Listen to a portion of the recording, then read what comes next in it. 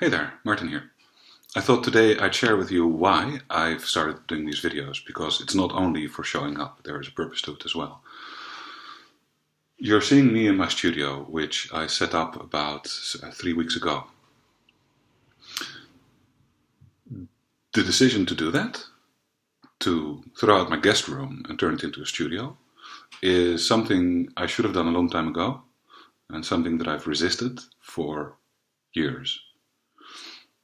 My coming to the realization that this had to happen was my taking the call to adventure on my own hero's journey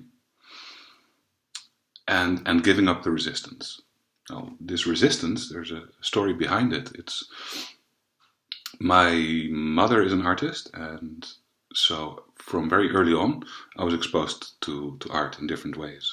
I mean, I remember laying in bed, hearing her tack canvas onto frames in the room downstairs, and I would meet all her friends, and I would wait after school at the academy where she had lessons, and see the things people were doing there. And so I've had this influence of art on me all my life, but I never saw the big deal, right? It didn't really speak to me. It didn't.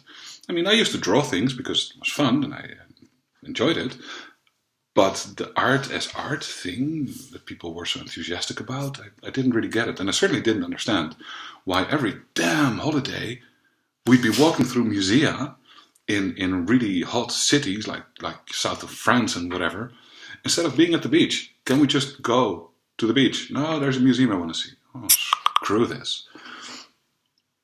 And that went on and on. This conflicted thing, the art was there, I wasn't seeing it, it didn't do anything for me, until one day we were in a fair, an art fair show, and everybody had their little cubicle with their art on the walls.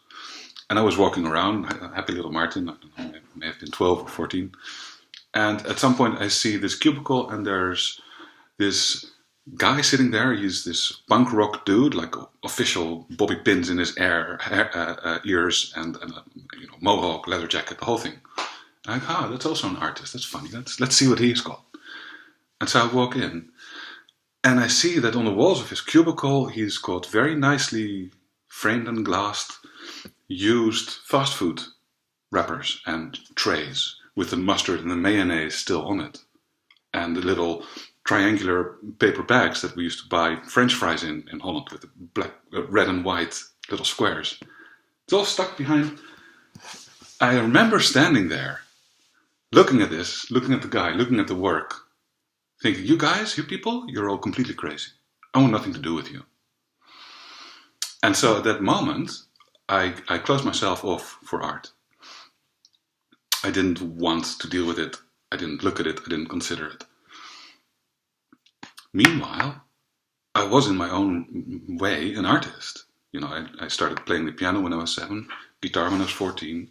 I started a band when I was 17 or 18. I drew, I wrote poetry, I wrote a musical for kids, which I directed the music, wrote a play for kids. I acted, I did all kinds of artistic things. But I always, throughout my life, I dabbled.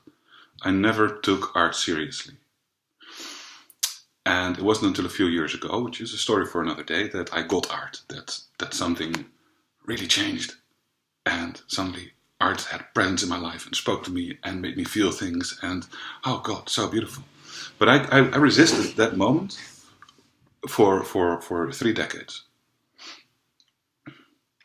And I also resisted giving in to my own calling of being an artist. And it's partially because of the girls in the Cabal Creative, the founders, that them coaching me on my own discovering myself as an artist, that I was able to finally give in and step up to the plate and say, okay, so if this is what life expects of me, if this is what has never stopped calling me on the inside, then okay, I'll get in. Then I'll take that step on the hero's journey. Then I will take the call to adventure and see where it leads me. And maybe a mentor will show up, who knows.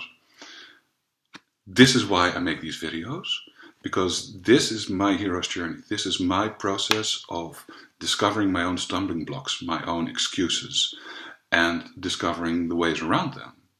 And I hope that with these videos, you'll be able to learn something or get some inspiration, or at the very least, understand that you're not alone in your struggles.